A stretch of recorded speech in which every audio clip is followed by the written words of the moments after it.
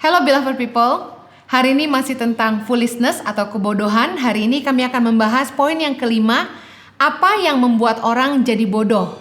Poin yang kelima adalah cinta uang. Pengkhotbah 7 ayat 7 berkata, sungguh pemerasan membodohkan orang berhikmat dan uang suap merusakkan hati. Orang yang berhikmat hatinya juga bisa rusak karena uang. Oleh karena itu kita harus mewaspadai, jangan sampai kita terjebak dengan akar cinta uang. 1 Timotius 6 ayat yang ke-10 berkata, karena akar segala kejahatan ialah cinta uang. Sebab oleh memburu uanglah beberapa orang telah menyimpang dari iman dan menyiksa dirinya dengan berbagai-bagai duka. Cinta akan uang ini bisa membuat orang jadi bodoh. Karena kenapa saya bilang bodoh?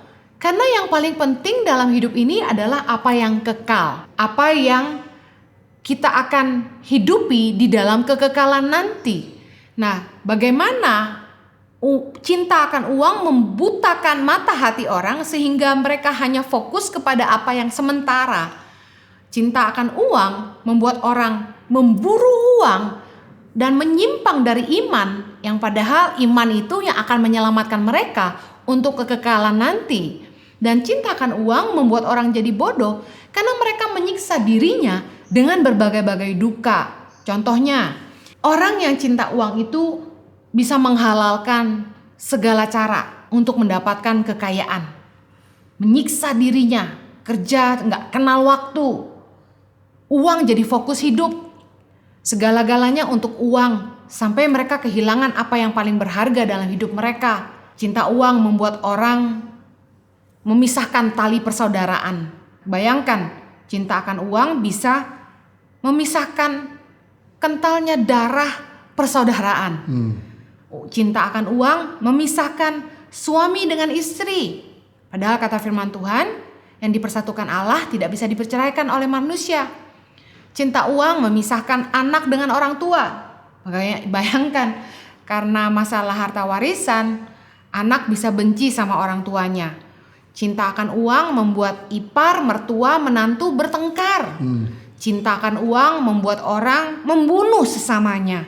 Cinta akan uang membuat orang berbuat jahat kepada orang lain dan tidak takut kepada Allah. Apa yang tidak bodoh? Semuanya ini sia-sia. Pengkhotbah 5 ayat 10, siapa mencintai uang tidak akan puas dengan uang. Dan siapa mencintai kekayaan tidak akan puas dengan penghasilannya. Itu pun sia-sia. Ya. Ternyata memang orang cinta uang bisa bikin benar jadi salah, salah jadi benar. Ya. Contohnya adalah Nabi Bileam disuruh Tuhan untuk memberkati bangsa Israel. Tapi karena diiming-iming sama Raja Balak, akhirnya dia bukan memberkati melainkan mengutuk. Seorang nabi harusnya keluar kata-kata berkat, jadi kata-kata kutuk bisa berubah. Money drive everything. Jangan kita mengizinkan untuk kita dibayar, disuap, membuat kita akhirnya tidak lagi tulus, murni, dan tidak bijaksana. Akan kelihatan bodohnya hari-hari ini kita bisa melihat hakim-hakimnya akhirnya gak disangka-sangka lulusan S3 tapi masih berakhir pada penjara. Karena mereka menerima suapan. Orang yang cinta uang itu tandanya dua. Gak pernah ngerti kata cukup. Pengkhotbah 5 ayat 10 tadi bilang. Yang kedua, jadi pelit. Padahal kunci dari hidup diberkati, bahkan saya sempat bilang bahwa kunci dari berkat yang tidak pernah habis adalah menabur. Karena menabur jaminan keamanan secara finansial. Ada orang menebar harta begitu luar biasa selalu berkelimpahan, tapi ada orang menahan harta begitu luar biasa selalu berkekurangan. Dan orang yang generous akan kelihatan lebih bijak. Kenapa? Karena dia gak mengasihi dirinya sendiri. Dia bisa mengasihi yang lain. Mungkin kelihatan sekolahnya gak pinter, mungkin gak pasti bicara, tapi karena dia generous, maka seperti ada karisma, dicintai banyak orang. Tapi orang yang pelit dan memikirkan diri sendiri biasanya makan sumpah. Orang yang cinta uang ini jadi bodoh karena gak ngerti apa yang paling penting dalam hidup ini, yaitu dikasihi oleh sesama dan dikasihi oleh Allah. Itu yang berkat yang gak bisa dibeli dengan uang. Banyak orang jadi bodoh karena uang, karena menganggap uang adalah segala-galanya. Padahal Yesus berkata bahwa uang gak bisa menjamin hidup kita. Sekalipun seseorang berlimpah-limpah hartanya, hidupnya tidaklah bergantung pada kekayaannya. Jangan jadi bodoh, pastikan kita mengerti apa yang paling penting dalam hidup ini, yaitu iman keselamatan yang datangnya hanya dari Tuhan. Live a better life, Tuhan memberkati.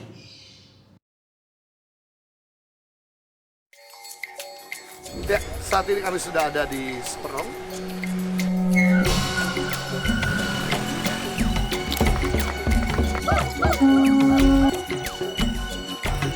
Saksikan suka duka perjalanan Tangan Pengharapan dalam merintis dan mengembangkan pendidikan di seluruh Indonesia di program Journey Tangan Pengharapan setiap Jumat pukul 7 malam di YouTube channel Henny Kristianus.